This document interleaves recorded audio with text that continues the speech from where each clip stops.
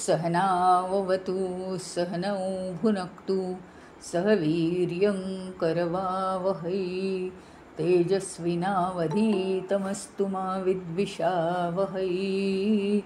ॐ शान्ति शान्ति शान्तिः।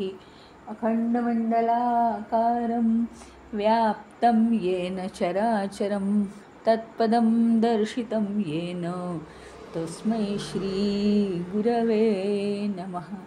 अज्ञानतिमिरान्धस्य ज्ञानाञ्जनशलाकया चक्षुरुन्मीलितं येन तस्मै श्रीगुरवे नमः। गुरुर्ब्रह्मा गुरुर्विष्णु गुरुर्देवो महेश्वरः गुरुरेव परं ब्रह्म तस्मै श्रीगुरवे नमः। स्थावरं जङ्गमं व्याप्तं यत्किञ्चित् सचराचरं तत्पदं दर्शितं येन तस्मै श्रीगुरवे नमः। चिन्मयं व्यापि यत्सर्वं त्रैलोक्यं सचराचरं तत्पदं दर्शितं येन तस्मै श्रीगुरवे नमः। त्वमेव माता च पिता त्वमेव बन्धुश्च सखा त्वमेव विद्या द्रविणं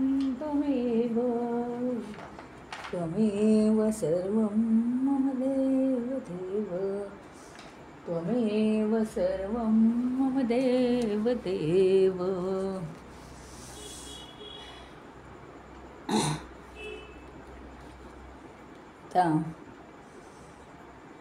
आज आपला प्रश्न आहे, आतुरस्य किं मित्रम्। आतुरस्य किं मित्रम् म्हणजे जो माणूस आजारी आहे त्याचा मित्र कोण। भिषक आतुरस्य मित्रम। वैद्य हा आजारी माणसाचा मित्र आहे। यात काय विशेष सांगितलं असं तुम्ही म्हणाल। वैद्यच पाहिजे, डॉक्टरच पाहिजे ना मग। आणि तो काय असतो, आजारी माणसाचा मित्र। कारण डॉक्टर शिवाय जेव्हा आजार जास्त होतो, डॉक्टरकडे आपण केव्हा जातो, जेव्हा आटोक्यात राहत नाही आपल्या, तेव्हा आपण डॉक्टरकडे जातो। मग तिथे काय करावं लागतं, शेवटी काय करावं लागतं, डॉक्टरवर विश्वास ठेवावा लागतो आणि आपला सगळ्यात जवळचा सल्लागार म्हणून तो आपला सगळ्यात जवळचा मित्र असतो। मग आजारी माणसाला कोणी काहीतरी प्रेमाने सांगितलं, अरे तू आता व्यायाम कर, अरे तू आता बदाम खा, तर चालेल का? तसं नाही चालणार ते। डॉक्टरी ज्ञानाने ते नेमका प्रॉब्लेम काय आहे, नेमकं काय कमी झालेलं आहे अंगातलं, कशाची डेफिशियन्सी आहे वगैरे, डॉक्टरी ज्ञानाने ते समजावून घ्यावं लागेल। तिथे भलतं प्रेम चालणार नाही की आता काय तुला बरं नाही तर तू बदाम खा। वजन वाढलं, आणखीन काही झालं तर वेगळा आजार सुरू होईल। म्हणून सगळ्यात जवळचा मित्र कोण आहे आजारी माणसाचा, तर वैद्य। म्हणजे त्याच्याशिवाय तर याचं काही होतच नाही। अत्यंत गरज त्या मित्राची आहे। व्यवस्थित औषध देतो आणि त्याला बरं करतो तो। सहसा डॉक्टर बरं करतात आपल्याला। पण आता एक गोष्ट आहे, काय म्हणताय तुम्हाला, परत परत आठवण झाली पाहिजे। यक्ष कधी असे फालतू प्रश्न विचारणार नाही. फार महत्त्वाचा मोठा प्रश्न आहे, फार महत्त्वाचा प्रश्न आहे हा. काय आहे महत्त्वाचा प्रश्न? तर आजारी माणसाचा जवळचा मित्र कोण? आता जर तुम्हाला म्हटलं तुम्ही आम्ही सगळेच आजारी आहोत, हे काय बोलताय तुम्ही, असं म्हणाल तुम्ही, आश्चर्याचा धक्का बसेल तुम्हाला. पण आपण सगळेच आजारी आहोत. आपल्याला एक रोग झाला आहे. काय रोग आहे? तर विस्मृती झाली आहे. फार मोठा वैद्य लागणार आहे त्याला. कसली विस्मृती झाली आपल्याला? आपल्याला आठवेनासं झालं की आपण किती बेचैन होतो ना. बाकीची माणसं इतकं सहज म्हणतात, आता काय वय झालं, चालायचंच, कशाला सगळं आठवायचं आहे वगैरे म्हणतात. पण खरोखरीच ज्याला विस्मृती होते, आजपर्यंत स्मृतीच्या जीवावर आपण जीवन जगलो आहे. हां, प्रत्येकजण म्हणजे मी आज त्या स्मृतीमुळे कर्तबगार आहे. म्हणजे मी या ज्या क्षेत्रांमध्ये काम करीन तिथलं सगळं मी लक्षात ठेवणार, किंवा कुणी माझ्याकडून काय घेतलं आहे, कुणाला मी काय द्यायचं आहे, हे सगळे लोकव्यवहारसुद्धा मी स्मृतीच्या जीवावर करते. ज्यावेळी वय झाल्यावर माझी स्मृती जाईल त्यावेळी लोक काय, दुसऱ्याचा प्रॉब्लेम असला की कसं म्हटलं जातं, सहज, तो काही स्वतःचा प्रॉब्लेम नसतो. मग ज्याची स्मृती जाते तो शेवटी चुप्प बसायला लागतो. ते आपल्याला आठवत नाही, जाऊ द्या, आपण काही जास्त बोलायचं नाही. पण किती मोठा रोग आहे हा, किती मोठा रोग आहे. आपल्याला माहिती आहे की वय झालं की आपल्याला आठवेन असं होतं. केवळ आठवत नाही म्हणून आपण खूप बेचैन होतो. ते बेचैन होणं योग्य आहे, बेचैन होणं योग्य नाही, हा विषय नाही आहे. कोणाच्याच बाजूनी मला बोलायचं नाही आहे. पण बेचैन आपण का होतो? आजपर्यंत त्या स्मृतीच्या जीवावर सगळा माझा लोकव्यवहार चाललेला आहे, जीवनाचा व्यवहार चाललेला आहे, आणि सगळेच पाय ठप्प होतात. म्हणजे जीवनात स्मृतीला एवढं जर स्थान आहे, आणि आज जर असं म्हटलं आमच्या सगळ्यांची स्मृती भ्रष्ट झाली आहे आणि म्हणून आम्ही एक मोठा रोगी आहोत, असं म्हटलं तर आश्चर्य वाटण्यासारखं काही नाही आहे. त्याचं कारण आहे, कित्येक जन्मापासून आम्ही स्वतः कोण आहोत? परमचैतन्य, परमतत्व आहोत, हे आम्ही विसरून गेलो. काय झालं?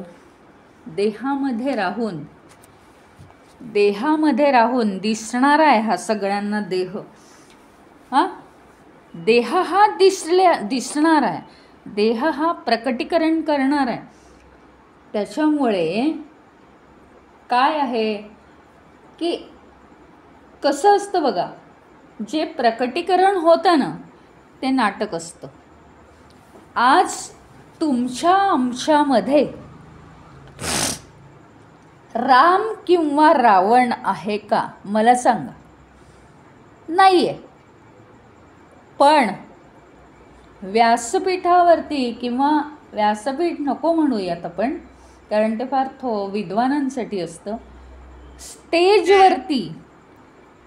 स्टेजवरती जेव्हा दाखवलं जातं रामायणातला काही भाग, त्यावेळी काय होतं? ते प्रकटीकरण होतं. ह्याचा अर्थ काय आहे माहिती का? की आज राम आणि रावण अस्तित्वात नाही, पण ते प्रकटीकरण होतं. आणि तेव्हा आपल्याला समजतं, हो, हा राम अतिशय चांगल्या भूमिकेचा आहे आणि हा रावण अतिशय दुष्ट मनुष्य आहे. ते प्रकट केल्यामुळे त्यानुसारच, त्याचप्रमाणे आपलं देहामध्ये येऊन आपण सगळे व्यवहार करतो, लोकव्यवहार करतो. तर आपल्याला लोकांबरोबर राहण्यासाठी हा देह आहे आणि आपलं जे चैतन्य स्वरूप आहे ते अव्यक्त आहे. आज जसा राम आणि रावण अव्यक्त आहे, मग त्याला व्यक्त करण्यासाठी आम्ही स्टेजवर कार्यक्रम केला, नाट्य केलं. त्याप्रमाणे चैतन्य हे अव्यक्त आहे आणि व्यक्त होण्यासाठी आम्ही देहामध्ये येऊन काय करतो आहोत? प्रकटीकरण म्हणजेच नाटक करतो आहोत. नाटक करता करता जर त्या रामाला वाटायला लागलं, वा मी काय ग्रेट आहे, खरा राम, माझंच मंदिर, लोक आता मंदिरात माझ्या पाया पडायला येणार, असा त्याला अभिमान झाला. खरं आहे का ते? त्याचप्रमाणे रावणाला वाईट वाटायला लागलं, किती वाईट भूमिका मला दिली. किंवा रावणाने ती भूमिका करता करता त्याला असं वाटायला लागलं, समजा की मी तर रावण आहे, सगळ्या लोकांना आता मी घाबरवून टाकतो आणि त्यांच्याशी वाईट वागतो, त्यांचे पैसे लुबाडतो. असं जर त्यांनी केलं तर ते बरोबर आहे का? पण आपली आज ती स्थिती झालेली आहे. प्रकटीकरण करता करता ती भूमिका आपण बजावतो आहोत देहात राहून. आपण ज्याप्रमाणे काहीही धरा, तुम्ही कोणत्या ऑफिसात आहात, ऑफिसात काय आहात तुम्ही? समजा तुम्ही सुपरवायझर आहात, सुपरवायझरची भूमिका ही ऑफिसात. घरी कोण आहात? घरी कोणतरी आहात, कर्ता पुरुष आहात, कर्ती स्त्री आहात, काही. घरी काय आहात? माता आहात. घरी काय आहात? कोणाची तरी बहीण आहात. असं सगळं चालू आहे. त्या भूमिका, बहीण ही भूमिका भावंडांबरोबरच होईल का? सगळ्यांबरोबर होऊ शकेल? नाही. सुपरवायझर ही भूमिका कंपनीतच होऊ शकेल का? ते घरीसुद्धा सगळ्यांबरोबर होऊ शकेल? नाही. मग जर जीवनाचे व्यवहार करण्यासाठी असलेली जी देहात्मक भूमिका आहे, ती व्यवहारापुरतीच ठीक आहे ना? पुन्हा पुन्हा मध्ये काय आठवायला पाहिजे? मी जरी समजा कोणीतरी एक शिकवणारी शिक्षिका आहे, घरी येऊन मी शिक्षिका आहे, घरच्याही माणसांवर शिक्षिकेचाच आवाज केला, सगळीकडे शिक्षिका, मग बरोबरीच्या शिक्षिकांवर सुद्धा शिक्षिकेचाच आवाज केला, चालणार आहे का? ती एकच भूमिका आठवून मला कसं चालेल? त्याप्रमाणे ज्यावेळी लोकव्यवहार आहेत त्यावेळी देह म्हणजे मी आहे, त्यावेळी मला देहातूनच प्रकट करता येतं. म्हणून प्रकट करण्यासाठी देह आहे, पण प्रकट झालं की संपलं, प्रकट झालं की लगेच संपलं. आणि लगेच मी कोण आहे?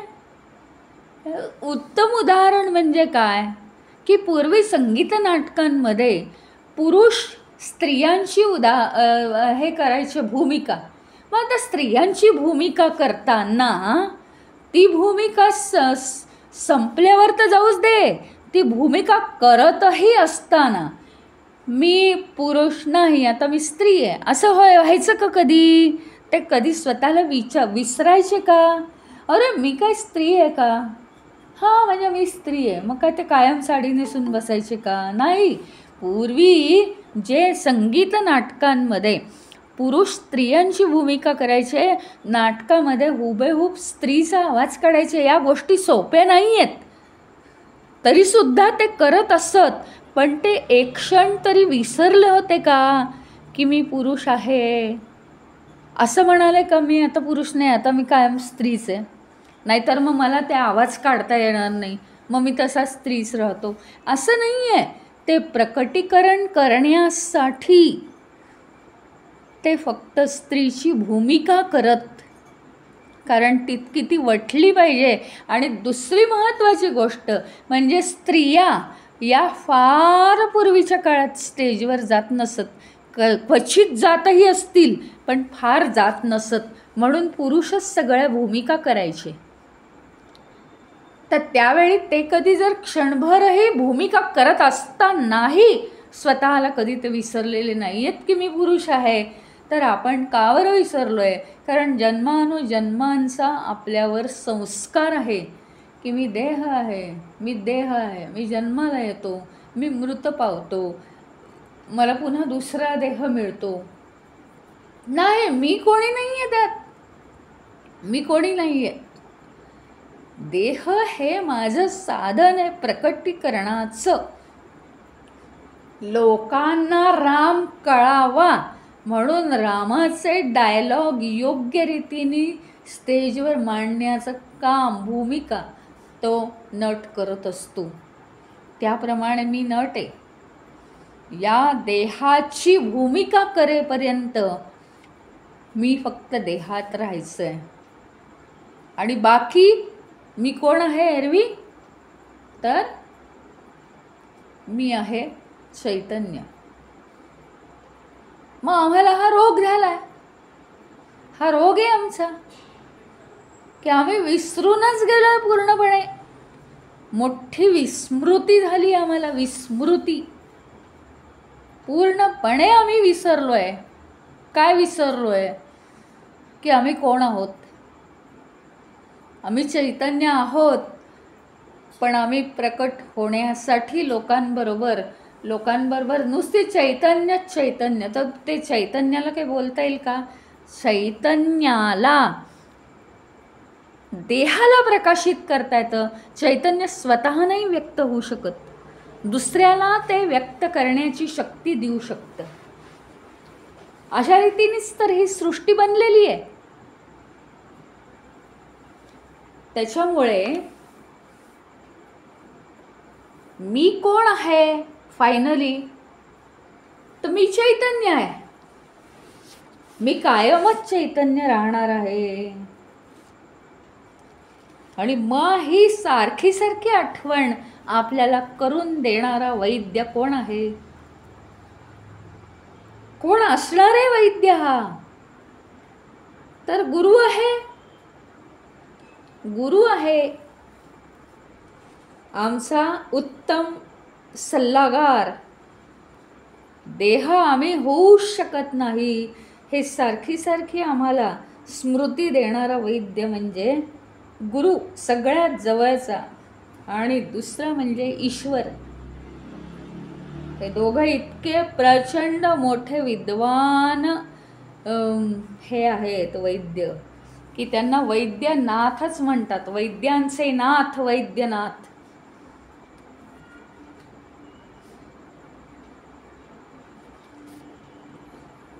दक्षिणामूर्ती जे स्तोत्र जे आहे त्याच्यामध्ये म्हटलेलं आहे ना,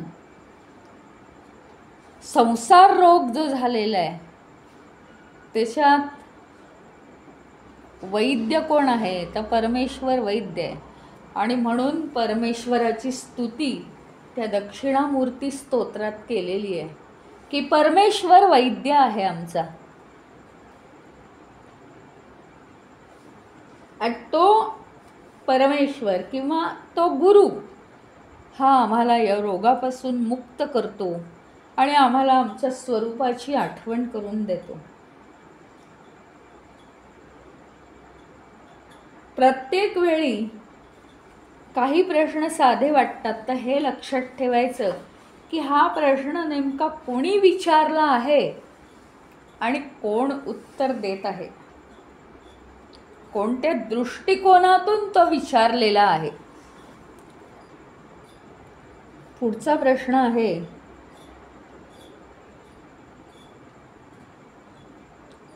किस्वित मित्रं परिष्यतः दानं मित्रं परिष्यतः मरिष्यतः. ते इथे चुकून झालंय. ते किस्वित मित्रं मरिष्यतः. मरिष्यतः म्हणजे मरणानंतर किंवा हा देह जेव्हा नश्वर होतो आता तो नश्वर नाही आहे. ते काय आहे, अध्यात्मामध्ये म्हणतात देह हा नश्वर आहे असं म्हणतात. चैतन्य ज्यावेळी त्या देहात काम करत असतं तेव्हा तो नश्वर नसतो. त्याच्यामुळे मरिष्यतः म्हणजे काय, तर नश्वरता. नश्वरता म्हणजे मृत्यूनंतर जी हे आहे अवस्था, त्या अवस्थेचा मित्र कोण, तर म्हणे दान. दानाचं अतिशय महत्त्व आहे. काहीही दान देऊ शकता, पण फार मोठ्या मनाने फार किरकोळ दान पण द्यायचं नाही आहे, की जे दानामध्ये मोडतच नाही. कारण तो काही खेळ नाही आहे. इथे काय संबंध आहे ते आता सांगून टाकते. आधी पहिला संबंध काय आहे, तर मरिष्यतः मृत्यूनंतरचा आपला खरा मित्र कोण ठरणार आहे. एक साधी गोष्ट आहे. ज्यावेळी या देहाला याची जोड राहत नाही चैतन्याची, त्याला म्हणतात ते नश्वर होणं. नश्वर झालं शरीर की काहीच करू शकत नाही. म्हणजे तेव्हा दान शिल्लक राहून चालेल का आपल्याला, नाही. तर कॅल्क्युलेशन काय होतं की ही जी व्यक्ती आहे, मृत्यू पावलेली व्यक्ती, या व्यक्तीनं जीवनात कशा कशाचं दान केलंय. असं काही नाही आहे की पैसा पैसा पैसा पैसा असं नाही आहे. जीवनामध्ये कशा कशाचं दान केलेलं आहे. आपल्याला नुसतं दान म्हणजे पैसाच वाटतो, त्याप्रमाणे सुद्धा मार्ग मिळत राहतात. इतकं म्हणजे हे दान हे किरकोळ समजवू नका. आणि काय आहे की मग काय, मला माझंच काही पुरत नाही तर मी काय दान देऊ. अनेक ऋषींच्या अनेक गोष्टी आहेत. आता ऋषीमुनी असतात ना, ते घर सोडून आलेले असतात. संपूर्ण जीवन हे कसं आहे माहिती का, कुणाच्या अपेक्षेवर ते नाहीच आहेत. दिलं तर दिलं, पण ते झाडाची कंदमुळं, जुने ऋषी झाडाची कंदमुळं फळं खाणार आणि त्यांना खाण्याची जास्त अपेक्षा नाही आहे. संपूर्ण ते तपस्वी आहेत. अशा ऋषीमुनींच्या अनेक गोष्टी आहेत की नेहमी यज्ञ करत, यज्ञामध्ये लोकांनी जे धान्य दान दिलेले, धान्य पण दान देत असत लोक. यज्ञासाठी धान्य दिलेलं, दान दिलेलं धान्य मोठ्या प्रमाणात शिजवून हजारो लोकांना ते ऋषीमुनी खाऊ घालत आणि स्वतः तपश्चर्या करत असल्यामुळे ते खात नसत आणि दुसऱ्यांना देऊन त्यांचं पोट भरत असे. याच्या मागे एक मोठा सिद्धांत आहे की इथपर्यंत दान द्यायला हवं. तुम्हाला ही गोष्ट तर खूप वेळा माहितीच आहे की एका स्वामीजींना समजा एका साधूला 50,000 रुपये दान दिले. कोट्याधीश आहे आणि पैसे कसे संपवायचे हाच प्रश्न आहे त्याला. त्यांनी 50,000 रुपये दान दिले. तो महान आहे का एका गरीब भिक्षुक बाईजवळ 10 रुपये होते, 5-5ची 2 नाणी, आणि तिने 5 रुपयाचं एक नाणं हे साधू दिसलं म्हणून त्याला दान दिले. महान कोण आहे, श्रेष्ठ कोण आहे? कोट्याधीश 50,000 देतो तो श्रेष्ठ का 10 रुपयातले 5 रुपये देणारी भिक्षुकी श्रेष्ठ? हे आता ठरवायचं.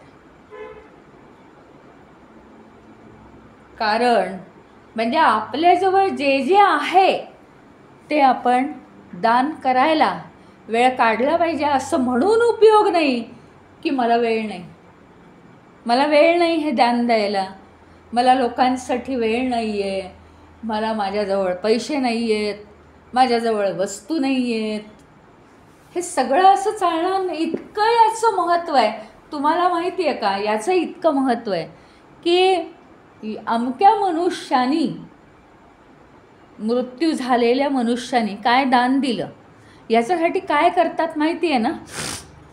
सगळ्यांना माहिती आहे की ते दिवस पाणी झालं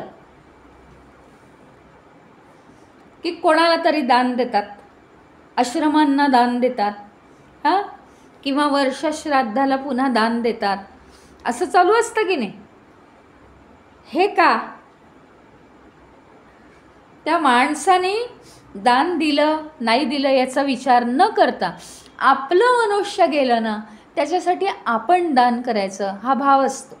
आणि त्या दानाला इतकं महत्त्व आहे, खरोखरीच महत्त्व आहे. त्याच्यावर पुढचा मार्गसुद्धा ठरतो. ज्याप्रमाणे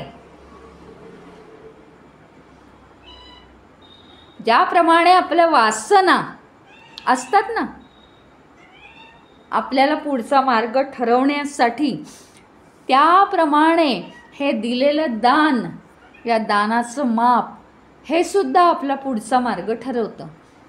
आणि म्हणून जिवंतपणी आपल्याला जे जे शक्य आहे, काही गोष्टी शक्य असतात, येता जाता कुणाला तरी मदत करणं, छोट्या छोट्या गोष्टींची येता जाता जे आपल्याजवळ आहे ते देणं. मग ते ज्ञान असेल, ती विद्या असेल, तो वेळ असेल, ती कला असेल, ते पैसे असतील, त्या वस्तू असतील, काहीही असेल, काहीही असेल. फार म्हणजे आजकाल गरिबांना सुद्धा काहीही नको असतं. तर काय केलं पाहिजे? डिक्लेअर केलं पाहिजे, आमच्याजवळ ही वस्तू एक्स्ट्रा आहे, कुणाला गरज असल्यास घेऊन जावी. डिक्लेअर करावं. म्हणजे काय होईल? दानापरी दान होईल आणि आपल्याकडे जास्ती काही साठणार नाही. वस्तूसुद्धा दान करणं, एखाद्याला एखादी वस्तू मिळतच नाही. म्हणजे आज सांगते, काही जणांना, तसे सर्वसाधारण लोक आहेत आता बऱ्यापैकी, पण काही जणांना मोबाईलची गरज असते पण मोबाईल नसतो. आणि काही जणांच्या घरात एक आणला, दुसरा आणला, तिसरा आणला, आणि ते जुने झालेले मोबाईल ते आता ते वापर नाही आहे म्हणून ते पडून राहतात. त्याच्यापेक्षा ते चालू राहतील, कोणाला तरी दिला. ही वस्तू महाग आहे, मी कोणाला देणार नाही. तर त्याच्यामुळे काय होतं, ती वस्तू फेकायला लागते शेवटी, पण आपण ती कोणालाही देत नाही. त्याला काहीच अर्थ नाही आहे ना. तर ती दिली पाहिजे. दानाचं अत्यंत महत्त्व आहे. या जीवनात आपण जिवंत असतानाच दान दिलं पाहिजे. कितीतरी प्रकारची दानं आहेत. काय आहे की मृत्यूनंतर हा जो प्रवास असतो ना, स्वर्ग किंवा नरक, जे काय म्हणाल तुम्ही, म्हणजे उच्चतेकडे किंवा अधमतेकडे हा जो प्रवास आहे, तो जीवनात आपण काय दान दिलं आणि जीवनात आपण काय गुण मिळवले, काय गुणवत्ता मिळवली. दान हे गुणवत्ता मिळवून देतं आपल्याला. तर त्याच्यावर ते सगळं अवलंबून असतं. इतकं दानाचं महत्त्व आहे. कुणाला 12 वाजता आला म्हणून त्याला जर आपण दाराशी मागायला आल्यावर अन्न दिलं तर ते सगळ्यात मोठं दान आहे. अन्नदान आहे, देऊ शकत असाल तर गोदान आहे, भूदान आहे. जमिनी नुसतं पडून राहिलेल्या असतात, तर देऊ शकत असलो तर भूदान आहे, वस्त्रदान आहे, ज्ञानदान हे तर सगळ्यात महत्त्वाचं दान आहे. ही सगळ्या प्रकारची दानं आपण दिली तर काही कमी होत नाही. दान आपल्याला काय देतं माहिती आहे का? धर्म देतं, धर्म मिळवून देतं. दानाच्या मुळे आपल्याला बुद्धीचं सामर्थ्य प्राप्त होतं. जीवनात सगळं माझं माझं माझं माझं म्हणून जे आपण बसतो ना, ती आपली बुद्धी खुंटते. जेवढा माझं माझंचा विस्तार आहे ना, तेवढे आपण त्याच्यात मग्न होतो आणि बुद्धीला जडत्व येतं. तर बुद्धी सूक्ष्म होण्यासाठी, बुद्धीचं सामर्थ्य वाढवण्यासाठी सुद्धा दानाचं महत्त्व आहे. गरिबांना समजा मूलभूत गरजांचं दान दिलं, जे काय आपण अन्न किंवा वस्त्र देऊ शकतोय. आता या बाबतीत खरोखरीच म्हणजे किती पूर्वीपासून दान आवश्यक आहे, दानाचं महत्त्व आहे. की व्यासांना एकदा युधिष्ठिराने प्रश्न केला होता महाभारतामध्ये की काय तप मोठं आहे का दान मोठं आहे. तपश्चर्या करतात ना लोक, तर तप मोठं आहे का दान मोठं आहे. त्याच्यावर व्यासांचं उत्तर आहे दान. जेवढं दान कराल तेवढी आध्यात्मिक प्रगती होत जाणार आहे. जेवढं तुम्ही दान कराल तेवढी आध्यात्मिक प्रगती होणार आहे. नाही तर आपण म्हणतो जाऊ दे आता पुढच्या जन्मी वगैरे, असं ते नाही आहे. असं काही नाही आहे. दानाचं खूप महत्त्व आहे. दानाचं आपल्याला आता समजलं असेल की आमच्याकडे पैसे नाही आहेत तर आम्ही दान कसं द्यायचं. दान काहीही देऊ शकतो. जे आपल्याकडे आहे, जे काही आहे, एखादा मार्ग चुकला आहे, एखादा शिक्षणात थांबला आहे, आपल्याकडे काय आहे, स्फुरण आहे, आपल्याकडे प्रेरणा आहे शिकण्याची, आपण त्याला मार्ग दाखवला चांगला, आपण त्याला शिकण्यासाठी पुष्टी दिली, आपण त्याला उत्साह आणून दिला, स्फूर्ती आणून दिली, हे सुद्धा एक प्रकारचं दानच झालं. पण असा विचार करून दान कधीही देऊ नये की चला एवढ्याने भागताय ना, मग आता हेच दान देऊया, आपण विचारांचंच दान देत जाऊ, ते आपलं बरं आहे, सगळ्यात स्वस्त आणि मस्त. असं नाही. अशा हेतूने ते दान द्यायचं नाही आहे. आता भगवद्गीतेमध्ये सुद्धा दानाचे 3 प्रकार सांगितले आहेत. कोणते तर सात्विक दान, राजसिक दान,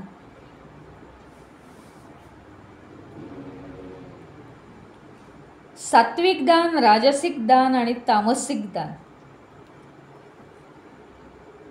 जर आपण एकदम योग्य वेळी, एकदम पाहिजे त्यावेळी, योग्य वेळी, अगदी योग्य ते दान आणि अगदी योग्य व्यक्ती म्हणजे जिला दान आवश्यक आहे देणं अशी व्यक्ती पाहून दान दिलं, कर्तव्य परिपूर्ती केली आपण, तर त्याला म्हणायचं सात्विक दान.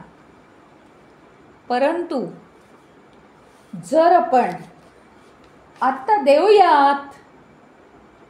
देऊयात एखादी गोष्ट, आपल्याला नाही का पुढे वेळ येणार आहे, तेव्हा मग आपल्याला भरभरून मिळेल यांच्याकडून, ह्यांच्याकडे खूप काही आहे, अशी भविष्यात काहीतरी अपेक्षा करून जर एखादं दान केलं, आपण भविष्यात अपेक्षा करून एखादं दान केलं किंवा नाराजी आणून काय आता द्यावंच लागतंय, देऊन टाकू चला हे दान, आहेत जास्तीचं घरात, काहीतरी जुनं पानं दान देऊन टाकलं, याला म्हणायचं राजसिक दान.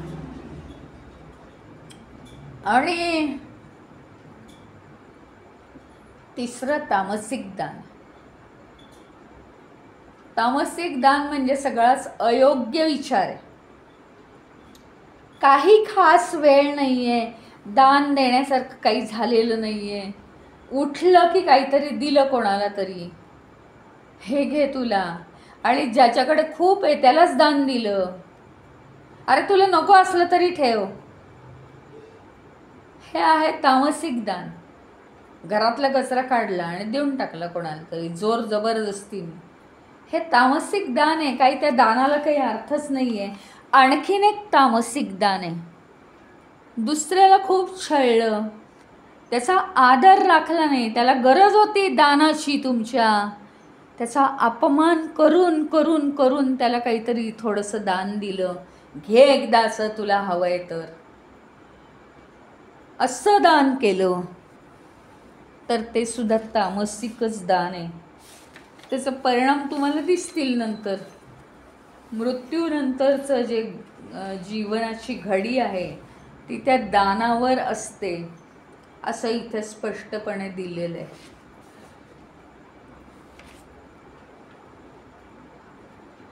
पुढचा प्रश्न आहे, कहा अतिथी सर्वभूतानां. अतिथी म्हणजे पाहुणा ना. कहा अतिथी सर्वभूतानां, सगळ्या भूतमात्रांचा अतिथी म्हणजे पाहुणा कोण आहे? सगळ्या भूतमात्रांचा पाहुणा कोण आहे? सांगा.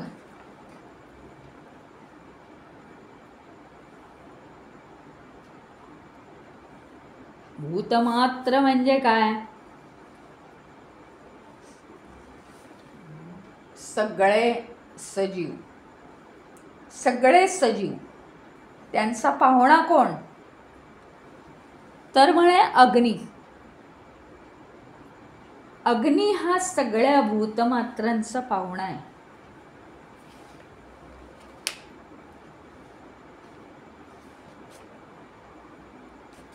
आधी आपण आहे ना, अतिथी म्हणजे काय, अतिथी म्हणजे कोण हे नीट पाहून घेऊ.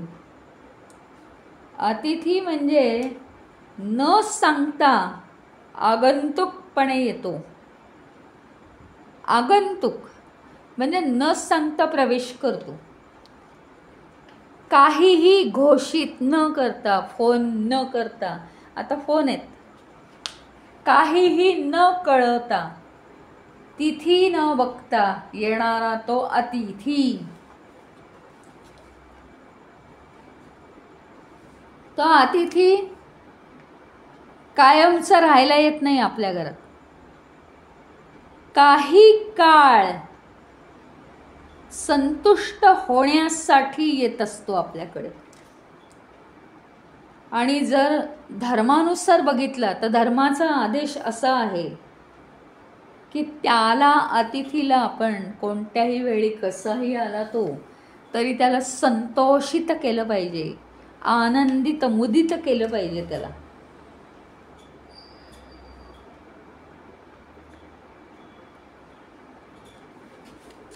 पण आता आपल्या प्रश्नाकडे वळू.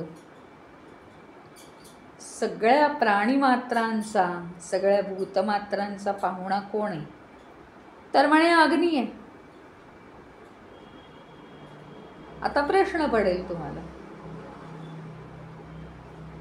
सगळ्या सजीवांचा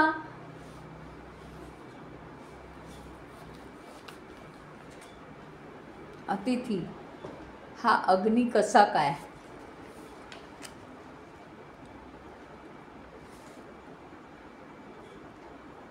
आणि गंमत आहे त्याच्यात.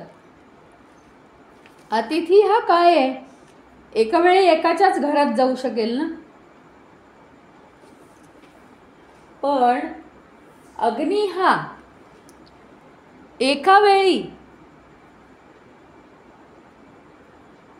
प्रत्येक प्राणीमात्राच्या घरात जातो.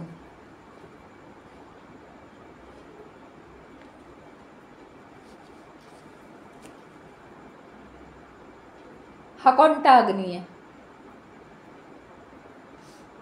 प्रत्येक प्राणीमात्राच्या घरात असतो तो अग्नी. हा कोणता अग्नी? जीवनच मुळी अग्नीवर चालतं. जीवन कसं आहे? आपण जे अन्न खातो, वनस्पती सूर्याच्या उष्णतेमध्ये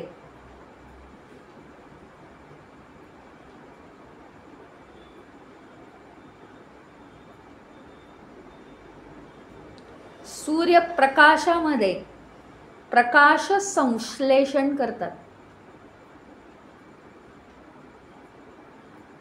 आणि ही प्रकाश संश्लेषणाची क्रिया करून ते अन्न बनवतात.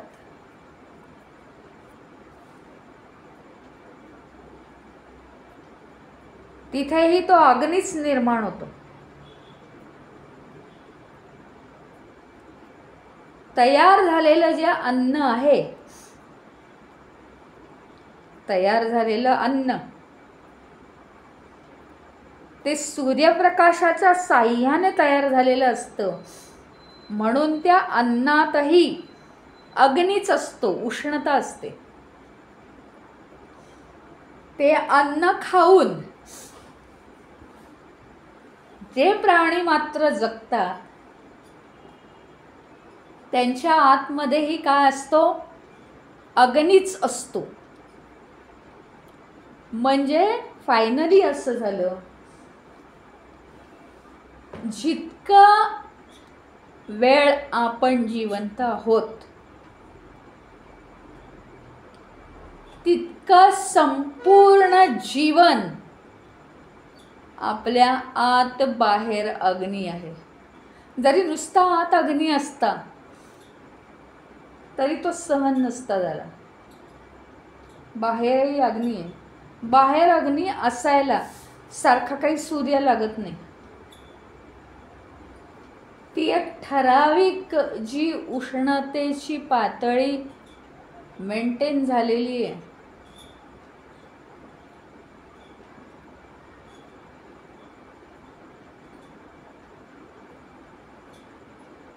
त्याला म्हणतात वातावरण. त्या वातावरणातच सजीव जगतात. म्हणजे जोपर्यंत आपण जगतो आहोत तोपर्यंत आत आणि बाहेर अग्नी आहे.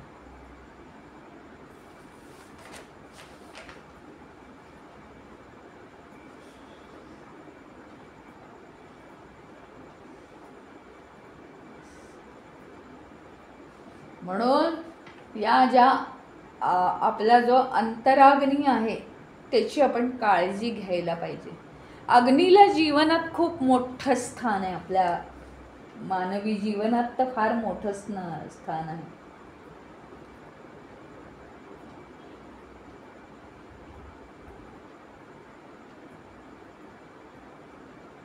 म्हणजे सगळे शुभ समारंभ, विवाह विधी, यज्ञ, हे काय आहे?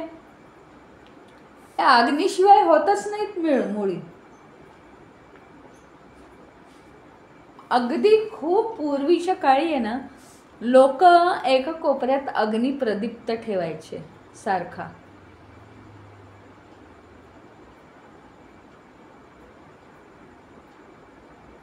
कारण तो अग्नी आहे ना, माणसांचं, घराचं, कुटुंबाचं रक्षण करतो म्हणे संकटांपासून. म्हणून अग्नी एका कोपऱ्यात प्रज्वलित करून ठेवत असत, अग्नेय दिसेला.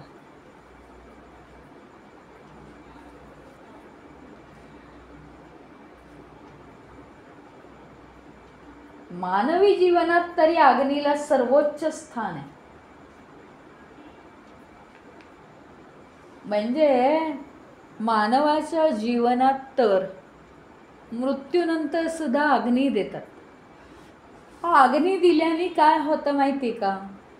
एकतर तो सगळ्या गोष्टींची साक्षच आहे. म्हणजे दुसरी गोष्ट, अग्नी काय करतो? भस्म करतो. म्हणजे काय करतो माहिती आहे का? जी पंचमहाभूत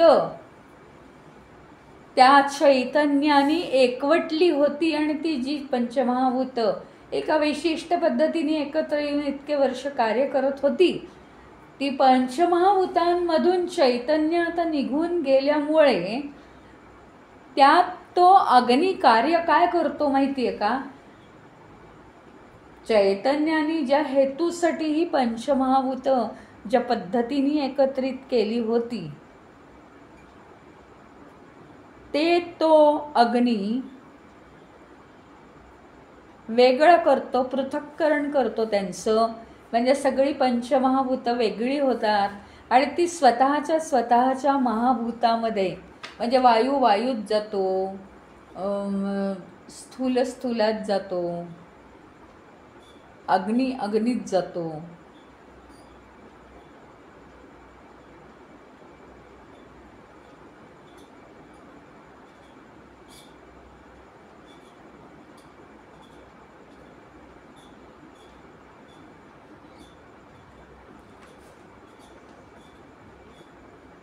अशी ही पंचमहाभूतं विघटित होतात त्या देहाचं कार्य संपल्यावर आणि आपापल्या स्थानी जातात. अग्नी अग्नी अग्नी म्हणजे काय आहे? आपल्या देहामधले जे 5 वायू आहेत ते सुद्धा अग्नीच आहेत. 5 वायू वेगवेगळी कार्य करतात.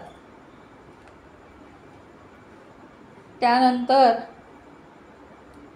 आपला जठरात असलेला अग्नी, तो जठराग्नी, तो भूक दाखवतो किंवा भूक नाही आहे किंवा भूक लागली असं दाखवतो. या जठराग्नीला, हा जठराग्नी पेटला ना की त्याला अति अन्न देऊन किंवा फार कमी अन्न देऊन तो भडकट ठेवू नये.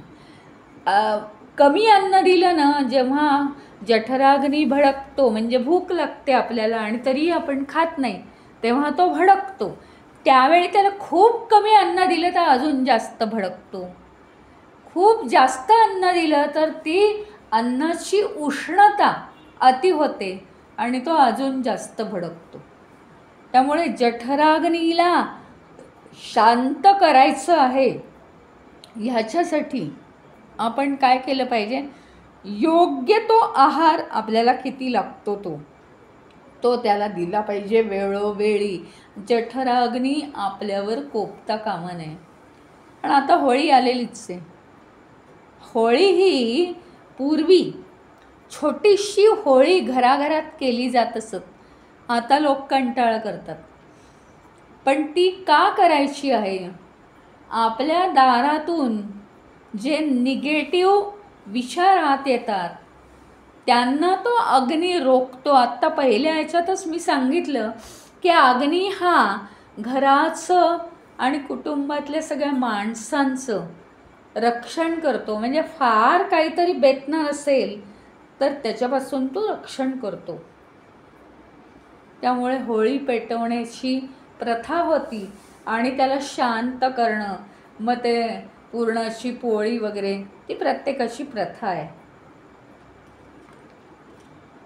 म्हणजे शास्त्रानुसार अग्नीची पूजा करणं हे मुळी गृहस्थाचं कर्तव्य आहे असं सांगितलं जातं. होळी म्हणजे अग्निदेवतेचीच पूजा आहे. आता आपला जो प्राणवायू आहे त्याला अहवनीय अग्नी म्हणतात. अहवनीय. अपान वायू आहे तो गार्हपत्य अग्नी आहे. अग्नीच आहेत हे सगळे वेगवेगळ्या प्रकारचे आणि त्या अग्नी आहेत म्हणून आम्ही जिवंत आहोत. श्वासामुळे आपलं शरीर उष्ण राहतं. ते गार पडायला लागलं की समजावं तब्येत बिघडली आहे. समान वायू जो आहे, अपान वायू म्हणजे गार्हपत्य अग्नी आणि समान वायू म्हणजे दक्षिणा अग्नी. अग्नीची पूजा का करायची आहे?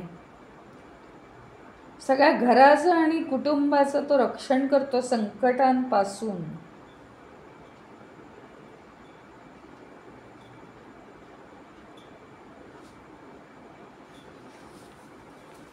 आणि जठराग्नी तर आहेच, म्हणजे त्याला तर जपलंच पाहिजे.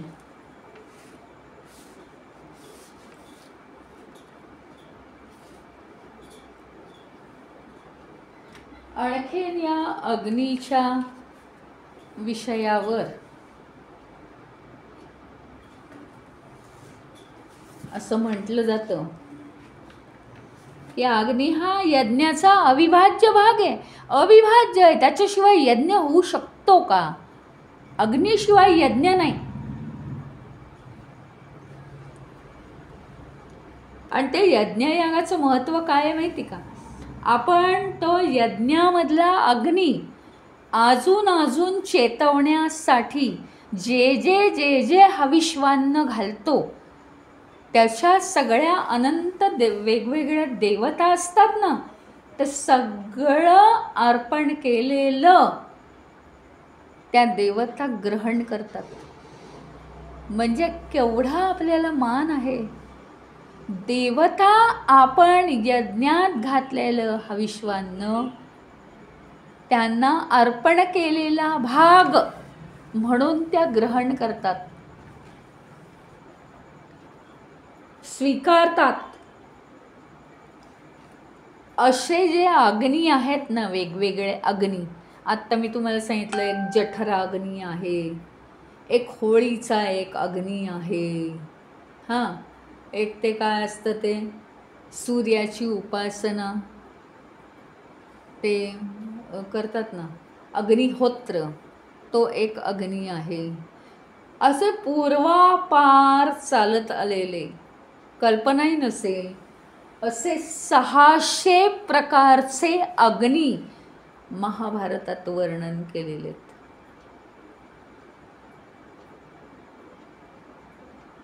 600 प्रकार सांगितलेत अग्नींचे.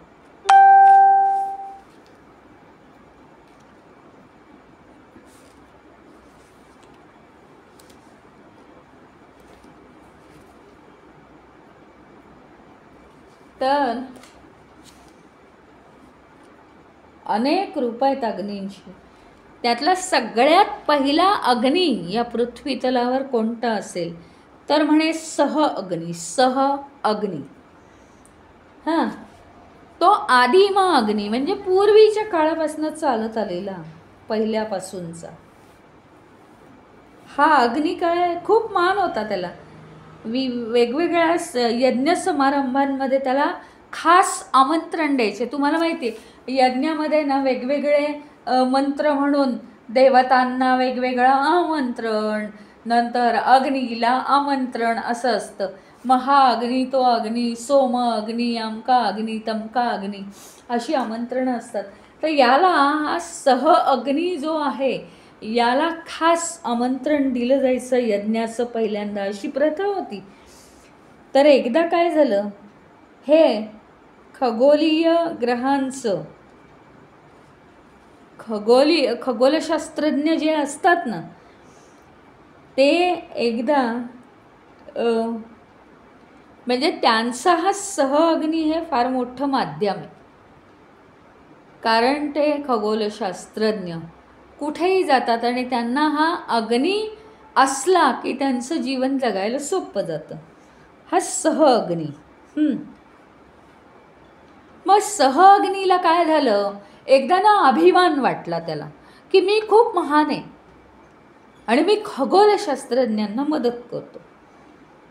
मग ते खगोलशास्त्रज्ञ एकदा समुद्राखाली गेले होते आणि काय झालं माहिती का, तिथे हा सह अग्नी आहे ना, हा सुप्त झाला, म्हणजे दृश्य झाला, कारण त्याला गर्व झाला. मग त्याची अनुपस्थिती झाल्यामुळे त्या खगोलीय शास्त्रज्ञांना, खगोलीय मानवांना अन्नच मिळालं नाही. हा अग्नी पेटला ना की त्यांच्या पोटातली भूक शमायची. सह अग्नी पेटल्यावर तर त्यांना अन्नच नाही मिळालं, त्या अन्नापासून वंचित राहिले. शेवटी ते तिथे तडफडतायत. ब्रह्मदेवाच्या पोटात कळवळलं आणि त्यांनी विनवणी केली. अंगिरस ऋषी तुम्हाला माहिती आहेत, अंगिरस ऋषी ज्याप्रमाणे सतीनी स्वतःच्या उपासनेने अग्नी निर्माण केला आणि त्याच्यात स्वतःचं दहन केलं, अंगिरस ऋषी हे सुद्धा महान स्वतःच्या शक्तीपासनं अग्नी निर्माण करणारे महान तज्ज्ञ होते. तर त्या अंगिरस ऋषींना ब्रह्मदेवाने विनवणी केली आहे, खगोलीय लोक हे गेलेले आहेत समुद्राखाली, त्यांना अन्न नाही तर मरून जातील. काही शोध लावायला गेलेले आहेत ते.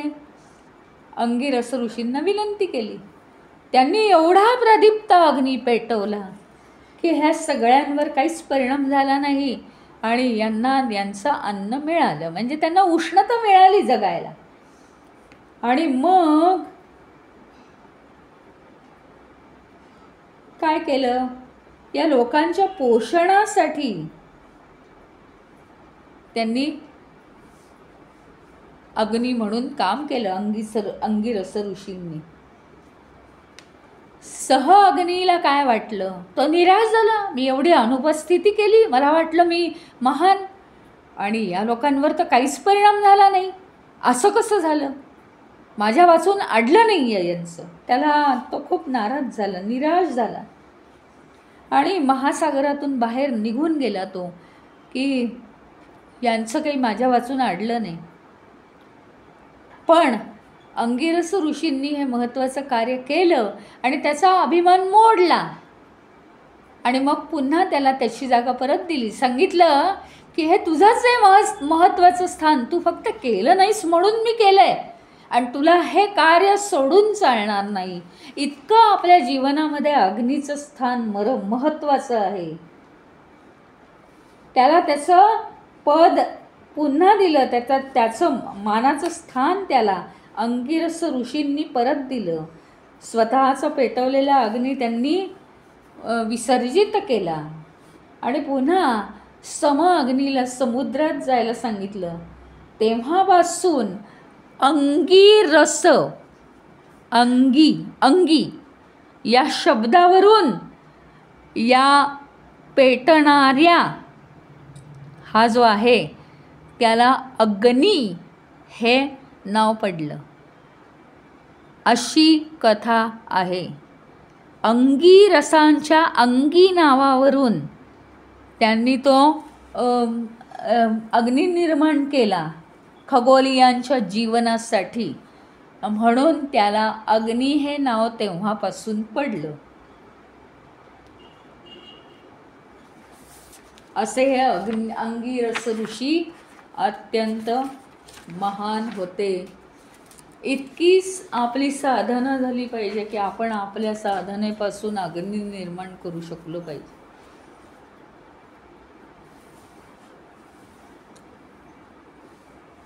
इथे थांबूया.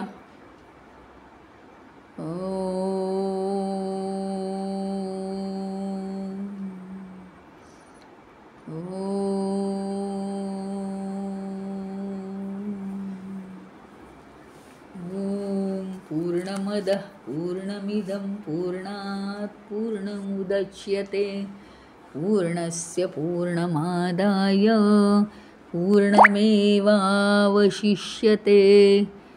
ॐ शान्ति शान्ति शान्तिः. हरि ओम श्री गुरुभ्यो नमः. हरि ओम.